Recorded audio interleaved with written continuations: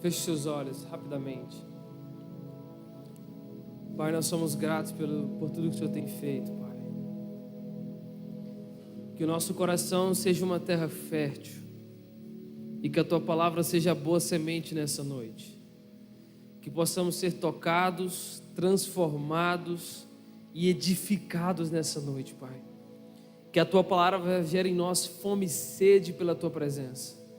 Que a gente não saia daqui, Pai, como nós chegamos, mas que a gente saia daqui famintos, insaciáveis, Pai, querendo mais de Ti, Deus. Nós queremos sentir a Tua presença mais ainda, Pai. Obrigado pela porção que o Senhor tem derramado em nós. Prepara os nossos corações, que a gente possa sair daqui realmente transformado, Deus. É isso que eu te peço. Você pode dizer comigo um amém bem forte? Você que tem uma Bíblia aí, abra comigo. 1 João capítulo 3.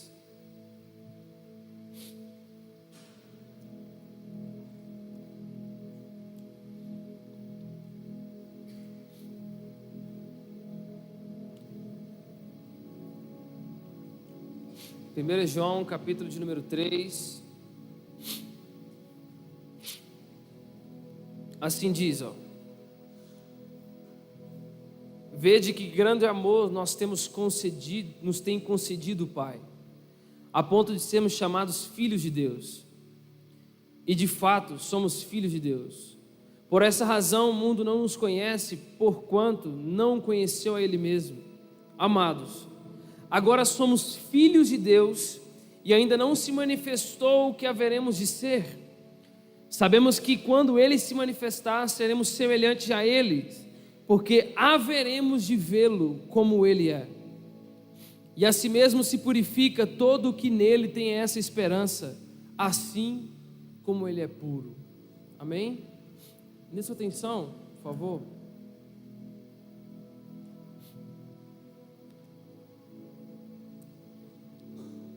Quando falaram comigo sobre a conferência, sobre o tema intensidade, sobre tudo que isso representa, e sobre o texto que foi baseado em tudo isso, enfim, cara, eu olho e eu consigo entender que para que a nossa intensidade, para que a nossa vida cristã seja uma vida cristã saudável, bem fundamentada, nós precisamos entender o maior princípio de todos. Mas não só entender o maior princípio de todos, mas nos aprofundarmos nele, nos deleitarmos nele, nós literalmente mergulharmos na profundidade que Ele é, que é muito mais do que o expressar de algumas palavras que parece muito clichê, mas não é, mas é muito mais profundo do que nós podemos imaginar. O maior princípio de todos, que é amar a Deus sobre todas as coisas, de toda a nossa alma, de todo o nosso coração, de todo o nosso entendimento, é muito mais profundo do que nós expressarmos palavras. É muito mais profundo do que viermos à igreja, requer de nós literalmente uma ação, requer de nós carregar uma cruz, requer de nós uma comunhão, requer de nós um relacionamento, e todos esses fatos que acontecem geram em nós uma transformação. Nós somos transformados, nós amamos o Senhor porque Ele primeiro nos amou, é isso que a Bíblia diz. Nós somos atingidos pelo amor de Deus, e por sermos atingidos por esse amor, nós o amamos. Só que, cara, nós precisamos entender que amar o Senhor não é simplesmente cantarmos um louvor, nós simplesmente frequentarmos uma igreja, mas amarmos o Senhor vai algo mais profundo. Requer de nós uma análise das nossas intenções, requer de nós uma atenção maior sobre tudo que envolve a nossa vida cristã. Porque se nós tivermos esse princípio distorcido, esse entendimento de forma errada, toda a nossa vida cristã estará comprometida. O nosso entendimento sobre eternidade, o nosso entendimento sobre propósito, sobre chamado, sobre missões, sobre comunhão, sobre oferta, sobre igreja, tudo isso estará comprometido se nós não entendermos verdadeiramente o que era amar a Deus sobre todas as coisas. Porque amar a Deus sobre todas as coisas é muito mais do que palavras, porque, cara, nós muitas vezes somos bons com palavras, mas estamos muito distantes daquilo que falamos com as nossas atitudes. Porque muitas vezes parece que nós agimos como Pedro. Nós dizemos assim: Senhor, eu estou aqui, eu vou morrer por você. Mas quando alguém pergunta, quando questiona: ei, você se parece com ele? E então nossa resposta é: ei, eu não o conheço. Eu sempre costumo dizer que, cara, o questionamento da nossa fé, se nós somos cristãos ou não será muitas vezes uma arma na nossa cabeça perguntando se nós somos cristãos, e se nós respondermos sim, nós seremos mortos. Mas literalmente a vida está nos perguntando: você se parece com ele? Quando nós estamos na escola, a vida está te perguntando: você se parece com ele? Quando nós vemos um irmão com necessidades, a vida está te perguntando: nós nos parecemos com ele? E muitas vezes a nossa resposta não condiz com esse princípio que nós dizemos: eu amo a Deus sobre todas as coisas. Nós precisamos entender que nós fomos feitos filhos de Deus, nós estamos nele, nós herdamos tudo o que ele tem para nós.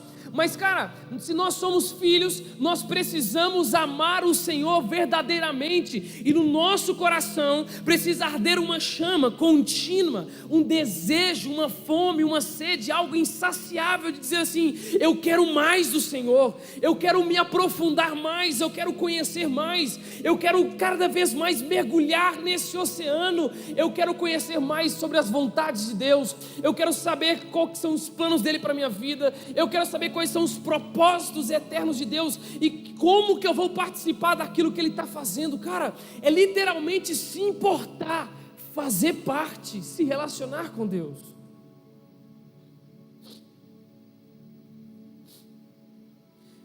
Mas muitas vezes algumas pessoas não conseguem compreender, ou não conseguem, melhor dizendo, se aprofundar no entendimento de que eu preciso amar Deus sobre todas as coisas, porque talvez você ainda não entendeu que você é amado por Deus acima de todo esse mundo. Você é muito amado por Deus. Caso você não saiba, eu quero te relembrar. Você é tão amado por Deus que quando Deus criou Adão e Eva, Deus colocou uma ordem no jardim e disse assim: ei, se vocês comerem desse fruto, vocês certamente morrerão. Eles comeram, e Deus ainda veio, trouxe o castigo do pecado que levou à morte, mas mesmo assim Deus ainda deu a eles uma promessa de redenção. Vocês são tão amados por Deus que Deus levantou um homem chamado Moisés para tirar o povo do Egito e levar eles para uma terra prometida. E Deus ainda cuidou do povo dentro do deserto, dando água, dando cobertura, dando calor, dando alimento.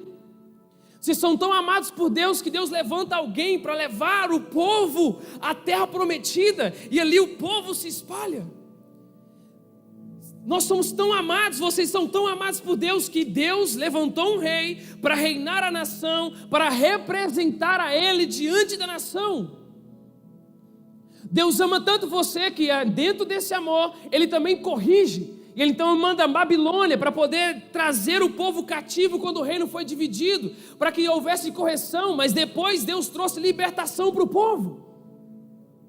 Deus ama tanto você que Ele mandou o seu único filho sobre essa terra, e Ele caminhou e peregrinou e pregou o Evangelho, e Ele subiu numa cruz, derramou o seu sangue, e ao terceiro dia Ele ressuscitou, porque Deus te ama muito. E então Deus levantou homens e mulheres para traduzirem a Bíblia para o latim, para o inglês, para chegar à nossa língua, para você ter o acesso, para você estar próximo dele. O véu foi rasgado, você tem acesso às palavras que ele disse, a palavra de Deus. Cara, olha o tanto que você é amado por Deus. Mesmo a humanidade muitas vezes caminhando na direção contrária de Deus, Deus a todo momento está com as mãos estendidas dizendo assim: ei, eu ainda sou pai, eu ainda estou aqui, eu ainda amo cada um de vocês.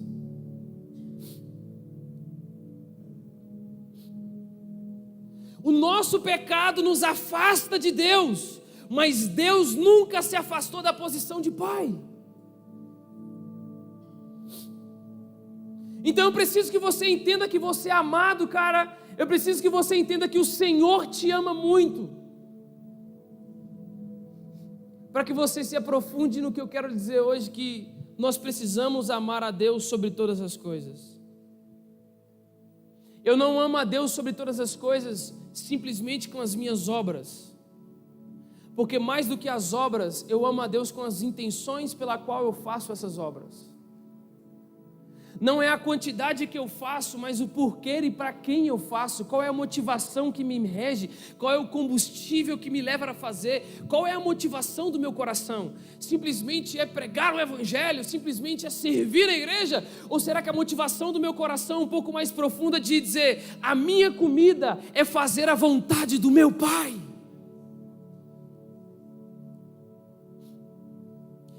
A sua motivação primária deve ser cumprir a vontade de Deus, amar a Deus. E então, cara, tudo aquilo que você fizer será bem sucedido. Porque o que você fizer para Deus será bem sucedido não pelos resultados que você obterá. Cara, resultados são bons, eles são importantes, e nós precisamos agradecer a Deus por eles, e eles são louváveis sim, mas o sucesso daquilo que você faz em Deus não está nos resultados, mas está na intenção pela qual você fez. Se você, como eu disse aqui hoje à tarde, como eu disse um testemunho, se você passar 10 anos pregando o evangelho no Afeganistão, cara, e ninguém se converter, mas se você passou 10 anos amando o Senhor e cumprindo a vontade dEle, não foi porque ninguém se converteu que você foi mal sucedido, pelo contrário, você foi bem sucedido porque você amou o Senhor com tudo que você tem. Então, mais do que aquilo que eu faço, é a intenção por detrás que está me movendo ao que eu vou fazer. Só que esse é um exercício profundo que requer de nós entendimento, pensamento, requer de nós parar e pensar. Literalmente falar assim: Jesus, sonda no meu coração as minhas intenções.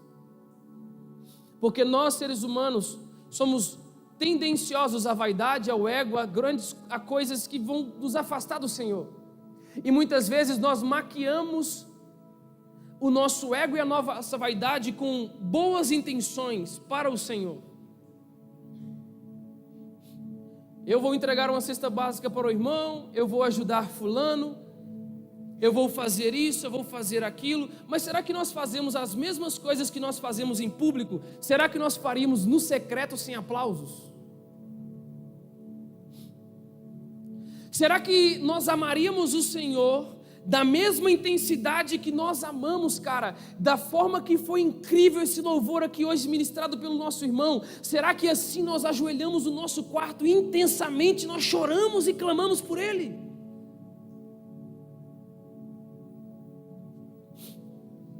O que Deus quer de nós é literalmente que, cara, a gente o ame, mas que esse amor seja expressado em relacionamento, e um relacionamento verdadeiro, puro e motivado em simplesmente amar e fazer a vontade de Deus. Porque se nós amarmos o Senhor sobre todas as coisas, primeiro ponto, nós não nos contentaremos em viver uma vida cristã tradicional.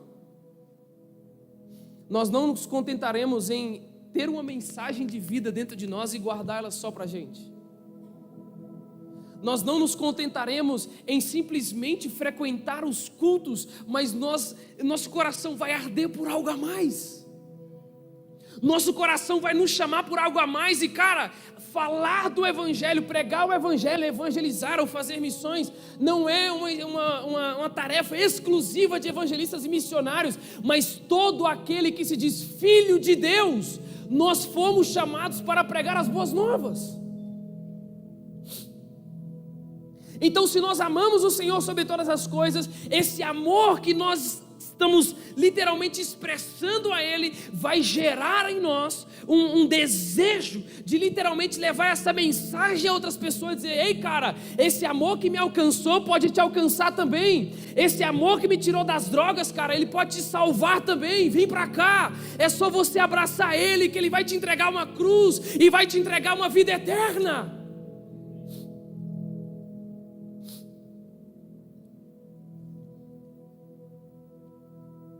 Eu sei que eu estou falando para a maioria aqui que é adolescente, e eu tenho certeza que a maioria aqui está na escola. Cara, nós precisamos fazer alguma coisa pelas escolas do Brasil.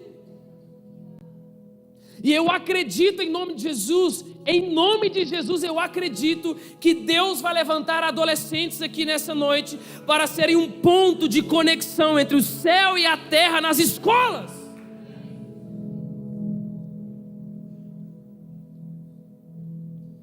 Cara, de verdade, não se contenta, pelo amor de Deus, em viver uma vida cristã comum.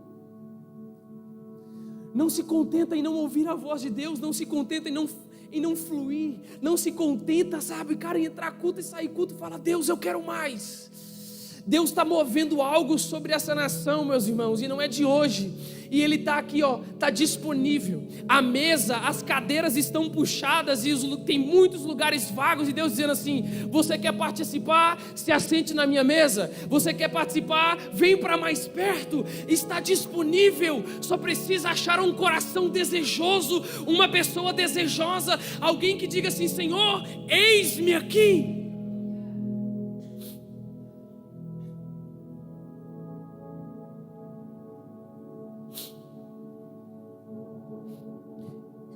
Eu acredito na geração de adolescentes. Eu acredito, meus irmãos, poderosamente naquilo que Deus pode fazer através da vida de um adolescente que entrega a sua vida verdadeiramente e decide amar o Senhor. Diego, mas eu não sei pregar. Diego, eu não sei como evangelizar, eu não sei o que eu faço. Cara, tem hora que você não precisa nem falar, simplesmente o seu abraço vai transmitir Jesus. Simplesmente as suas atitudes de ser alguém diferente na sua escola já vai transmitir Jesus.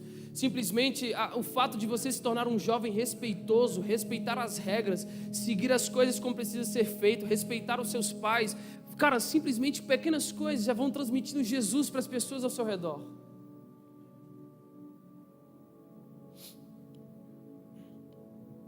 Minha pastora, chamada Gislaine, ela é pastora da Assembleia de Deus. Quando eu era da Assembleia de Deus, ela era pastora da Assembleia de... Ela, esposa do pastor da Assembleia de Deus, lá em Minas Gerais, quando eu morava lá.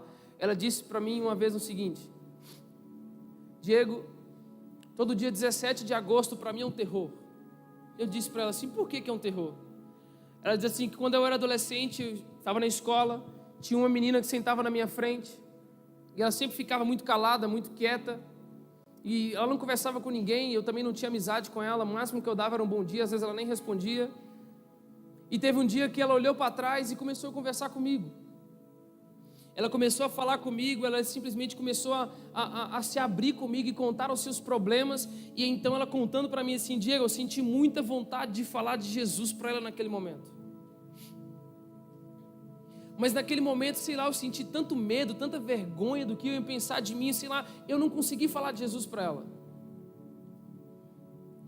E a Gislaine, ela já tem mais de 45 anos de idade. Isso era quando ela era adolescente. Ela diz: Diego, naquele dia eu não consegui falar de Jesus para ela, acabou a aula, a gente foi embora e tudo bem. Voltou no outro dia, chego na escola, quando eu chego na escola tem um caminhão do corpo de bombeiro, uma ambulância do corpo de bombeiro, polícia, um tanto de coisa. Quando chegou no banheiro da escola, a menina tinha suicidado. Dia 17 de agosto. E essa data marcou muito ela, porque ela podia ter falado de Jesus para ela, ela podia simplesmente ter dito assim: ei, Jesus ama você. Mas por causa talvez de um medo, talvez de um receio, de uma vergonha, ela fechou a sua boca e simplesmente o que aconteceu, aconteceu. O que eu quero dizer com isso? Que, cara, todos os dias Deus te dá a oportunidade de simplesmente transmitir vida para alguém. Existe uma fonte inesgotável dentro de você, e essa fonte inesgotável, cara, ela nunca acaba. E ela está disponível. Basta você abrir a sua boca, ou você simplesmente expressar através das suas atitudes, e pessoas serão atingidas pelo Espírito de Deus.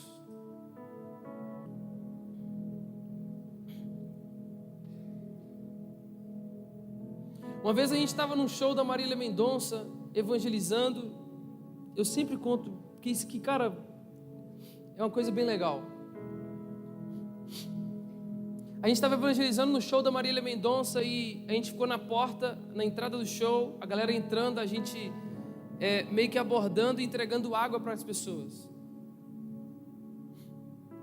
E aí a gente entregando água, a gente falava assim, ó, já que você vai, sei lá, talvez beber muito, toma um copo de água para você levar lá para dentro, para você se hidratar. Aí a pessoa, muito obrigado e tal. Eu falava assim, mas ó, essa água aí você vai beber, mas logo logo você vai ter sede. Você me daria só um minutinho para eu te falar de algo que se você beber você nunca mais terá sede? E nesse dia, cara, com algo simples que nós fizemos dessa forma, nós vimos mais de 60 pessoas nem entrarem para dentro do show, entregarem a sua vida para Jesus e ir embora para casa. Algo simples, mano. Simples. Como eu disse aqui hoje à tarde, uma amiga nossa lá no Pará, na escola dela, ela fez cartazes dizendo assim, Jesus te ama. Cara, se você escutar o tanto de testemunho de gente que desistiu de suicidar simplesmente porque ela ficava com um cartaz escrito Jesus te ama na porta da escola e todo mundo que entrava olhava para o cartaz, você não tem noção.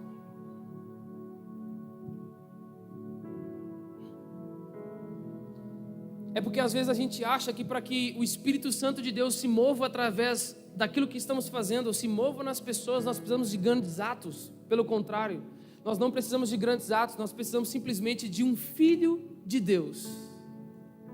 É só isso, irmãos. Porque aonde está um filho de Deus, ali é uma fonte de vida. As atitudes transmitem vida, as palavras transmitem vida, o posicionamento, a forma de... Cara, tudo transmite vida. A presença da pessoa transmite vida. Se nós amamos o Senhor sobre todas as coisas, esse amor precisa gerar em nós uma ação. E essa ação precisa ser de levar o Evangelho àqueles que precisam ouvir. Precisa existir em nós um anseio de compartilhar essas boas novas. E se não existe esse anseio, se, cara, tem algo te travando de levar o Evangelho, de pregar o Evangelho, seja lá de qual forma for, que em nome de Jesus isso seja destravado na sua vida hoje. Que o Senhor te mova na sua escola, na sua casa, mas que em nome de Jesus, que a partir de hoje, o seu amor pelo Senhor se aprofunde mais e te leve a levar essa água, essa vida para essas pessoas. Amar o Senhor sobre todas as coisas, não é simplesmente nós dizemos que o amamos, mas é sentirmos o peso do Calvário nos nossos ombros. E quando eu falo sobre o peso do Calvário, eu falo sobre matar quem nós éramos, para que possa viver quem Cristo quer que nós sejamos. Não existe evangelho sem cruz e não existe evangelho sem renúncia de pecados. Nós precisamos entender que precisa haver uma guerra interminável, irmãos, entre carne e espírito, entre o que queremos e o que Deus quer de nós, entre o que a nossa carne deseja e o que o Espírito de Deus quer nos usar para poder fazer. Existe uma guerra que está sendo travada e nós precisamos literalmente matar o mal pela raiz. Mas muitas vezes a gente brinca com o pecado, a gente brinca com as coisas achando que não tem problema, ninguém está vendo, não está me causando mal. Está te causando mal sim, porque está te afastando dele.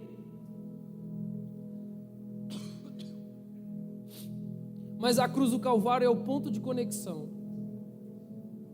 porque é na cruz do Calvário que nós realmente o encontramos, porque nós dizemos, não sou eu mais quem vivo, mas agora é Cristo é quem habita em mim. Cara, se nós amamos o Senhor de todo o nosso coração, servir não vai ser um problema para a gente. Se servir na igreja, ou ajudar alguém, ou servir, seja em qual âmbito for um peso para você, cara, você precisa rever algumas coisas.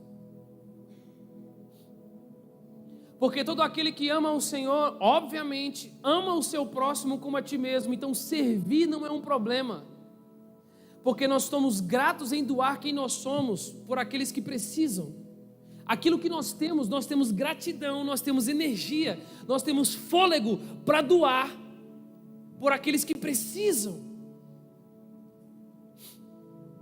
Eu lembro que no começo das escolas do Céu na Terra, Quando nós escolhemos alguns voluntários e a gente teve algumas questões sobre isso, a gente começou a dar algumas palavras para os voluntários. E a gente falava assim, cara, se você for escalado hoje para lavar o banheiro, lave como se fosse Jesus usar o banheiro depois que você estivesse lavando. Cara, se você for ficar na porta, fique como se Jesus estivesse entrando por essa porta. Cara, se você for ficar no som, coloque esse som da melhor forma possível, como se Jesus estivesse com o microfone na mão. Simplesmente faça da melhor forma possível, independente de aonde você estiver. Porque nós queremos servir, porque nós não estamos servindo pela posição que nos é dada, nós não servimos pelo status que a servidão nos gera, pelo contrário, nós não precisamos nos preocupar com isso. Nós servimos simplesmente porque é para Ele.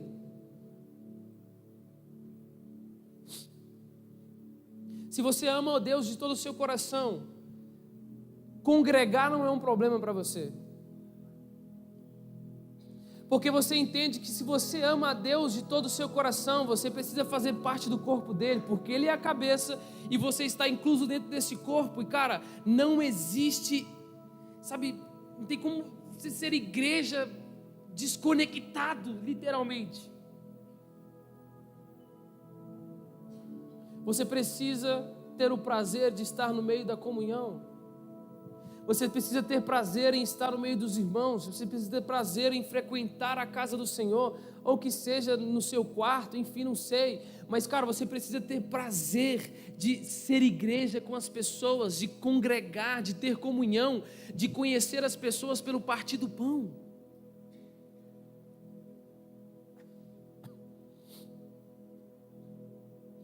Se nós amamos a Deus sobre todas as coisas, nós precisamos desejar conhecer a vontade de Deus.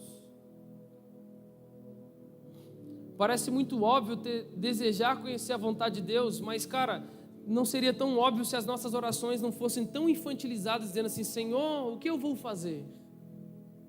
Cara, muitas vezes a gente já tem a resposta do que nós precisamos fazer, mas é só a nossa carne militando. Nós já sabemos, nós conhecemos o que Deus gosta e o que Deus não gosta. A gente conhece o Senhor. Ou se você está militando e clamando, é porque ainda está faltando conhecimento de quem Ele é. Cara, eu conheço a Bárbara, tudo que ela gosta, mano. Eu sei a flor que ela gosta, eu sei a cor que ela gosta, eu sei o que ela gosta de comer, porque eu me relaciono com ela todos os dias. Então eu não preciso ficar perguntando qual flor que você quer. Eu sei que ela gosta. Deus, qual é a vontade do Senhor para a minha vida? Aí você fica esperando um anjo descer no seu quarto para que essa vontade seja dita. Ei, meu filho, eu te chamei para isso, para fazer aquilo, faça isso, vai por esse caminho, por aquele outro. Mas se nós nos relacionarmos com o Senhor, nos mergulharmos na sua palavra e termos um relacionamento com Ele, cara, nós conheceremos a vontade de Deus. Nós experimentaremos e provaremos da boa, perfeita e agradável vontade de Deus. Experimentaremos. Então é aqui, ó, no movimento do relacionamento, no dia a dia do relacionamento, nós conheceremos a vontade de Deus. Nós saberemos quais são os desejos e os anseios de Deus para a nossa vida no meio de um relacionamento. Se nós amamos a Deus sobre todas as coisas, precisa haver perdão dentro dos nossos corações. Não tem como você ser um filho de Deus se você não perdoa. Como você quer ser perdoado por Deus se você também não libera o perdão? Se você não perdoa?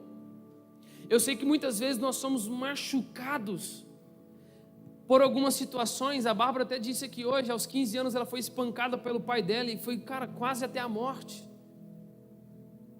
Também já tive problemas familiares, mas, cara, se você não liberar perdão, as coisas não serão restauradas. Se você não perdoar e não procurar reconectar talvez os laços, seja lá de qual forma for, nem que sejam laços distantes, mas que haja pelo menos paz através do perdão, você está falhando em amar a Deus sobre todas as coisas. Eu acredito que o Senhor está tocando corações aqui nessa noite. Eu nem ia falar sobre perdão, irmãos. Me veio na cabeça do nada que eu falei, irmão, eu preciso falar. Porque eu sei que talvez tem gente aqui que precisa perdoar alguém.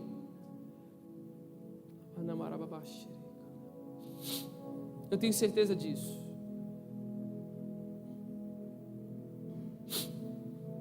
Se nós amamos a Deus sobre todas as coisas, e eu vou encerrar aqui nesse último ponto. Você consegue entender que o que eu disse lá atrás, se nós realmente não nos aprofundarmos no que é amar a Deus sobre todas as coisas, toda a nossa vida cristã pode estar comprometida? Que é muito mais do que o que nós fazemos, mas é a intenção pelo qual nós fazemos, é o que nos move a fazer. Porque amar a Deus sobre todas as coisas, irmãos, não é servir na igreja. Servir na igreja é uma bênção. Você pode estar amando a Deus com isso, mas é muito mais do que isso. É o porquê você está servindo. Qual é a motivação que está dentro do seu coração. E se quando ninguém está te vendo, você serve da mesma forma? Porque tem gente que às vezes serve na igreja e quando o líder não agradece, faz bico. Já quero te dizer e adiantar, você não serviu para o Senhor, foi para a sua própria vaidade. Você não precisa de elogio de homens quando você faz para o Senhor. Você simplesmente fez por Ele, por nada em troca, simplesmente porque eu amo a Deus. Se nós amamos o Senhor sobre todas as coisas, precisa haver em nossos corações um anseio pela eternidade.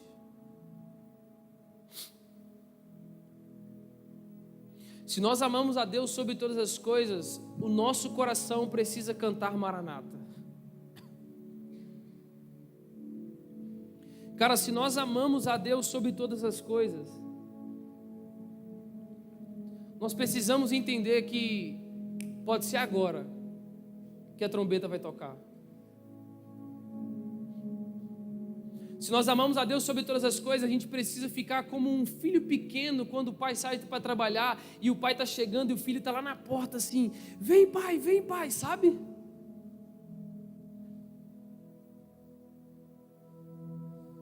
Se nós amamos a Deus sobre todas as coisas, nós precisamos desejar que Ele volte acima dos nossos próprios planos, dos nossos desejos de futuro. Nós precisamos clamar, Maranata, ora vem Senhor Jesus.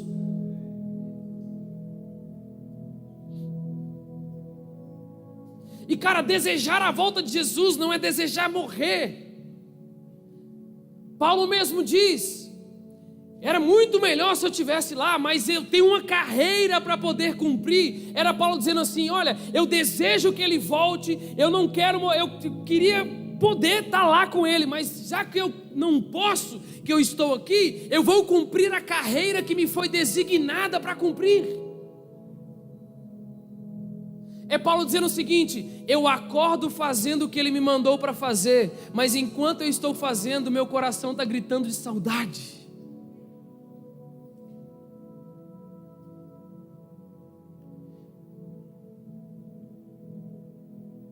Que em nome de Jesus o Senhor gere em nós nessa noite uma expectativa pela volta dEle. Que nessa noite o Senhor gere em nós literalmente o senso de urgência da volta de Jesus. Irmãos, tão certo como o sol que vai nascer amanhã é a volta de Cristo. Tão certo como o anoitecer de amanhã é a volta de Cristo. E eu te pergunto, como você está?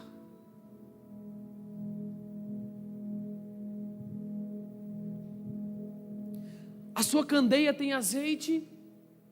Ou será que você está pela metade assim para baixo? E a hora que o noivo voltar, cara,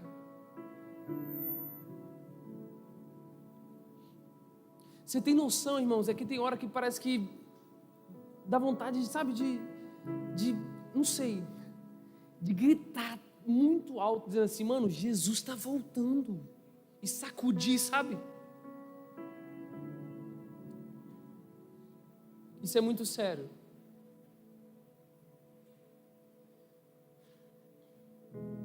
Já imaginou? quando acabar o culto, não abrir e fechar de olhos.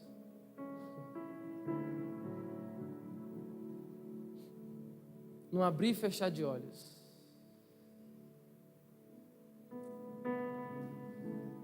Nem em casa a gente vai chegar. Vamos para outra casa. Isso mexe com o seu coração? Amém?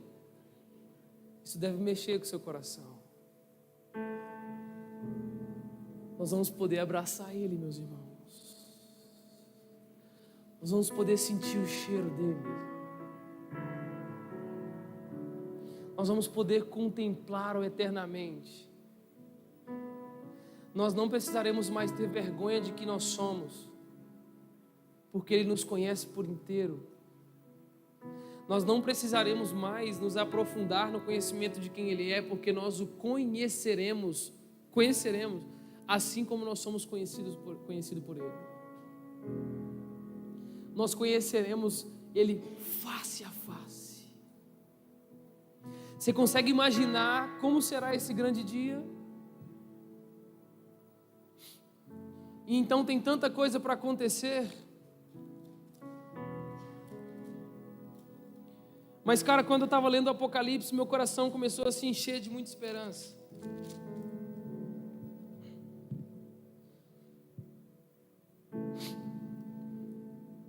Porque depois que Ele voltar, não sei como é que vai ser a ordem dos fatores, mas eu sei que não altera o resultado.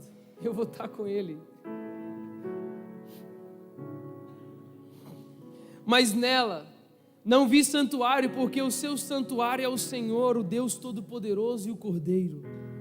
A cidade não precisava nem de sol nem de lua para lhe darem claridade, pois a glória de Deus a iluminou. E o Cordeiro é a sua lâmpada. As nações andarão mediante a sua luz, e os reis da terra lhe trazem a sua glória. As suas portas nunca, jamais se fecharão de dia, porque nela não haverá noite. E lhe trarão a glória e a honra das nações. Nela nunca mais penetrará coisa alguma contaminada, nem o que pratica abominação e mentira, mas somente aqueles que estão inscritos nos livros da vida. Então me mostrou o rio da água da vida, brilhante como cristal, que sai do trono de Deus e do Cordeiro. No meio da sua praça, de uma e outra margem do rio, esta árvore da vida que produz 12 frutos, dando seu fruto de mês em mês, e as folhas da árvore são para a cura dos povos. Nunca mais haverá qualquer maldição. Nela estará o trono de Deus e do Cordeiro. Os seus servos o servirão, contemplarão a sua face, e na sua fronte está o nome dele. Então já não haverá noite, nem precisarão eles da luz da candeia, nem da luz do sol, porque o Senhor Deus brilhará sobre eles, e reinarão pelos séculos dos séculos. É sobre essa esperança que nós estamos aqui nessa noite, meus irmãos. É por isso que nós estamos aqui. É por isso que nós amamos a Deus sobre todas as coisas. É muito mais do que ministério, é muito mais do que igreja. É uma esperança eterna. É muito mais do que qualquer coisa que nós podemos imaginar. É simplesmente encontrarmos com Ele face a face. Você pode fechar os seus olhos.